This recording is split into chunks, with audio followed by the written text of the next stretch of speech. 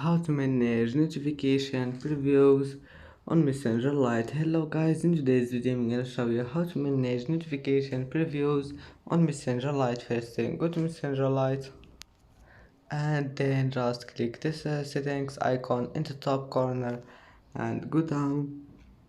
Here you will find the notifications and sounds. Click on it, and here you will find notification previews. If you want to turn it off, just click on it, and as you see, notification previews has been turned off, and if you want to turn it on again, just click on it.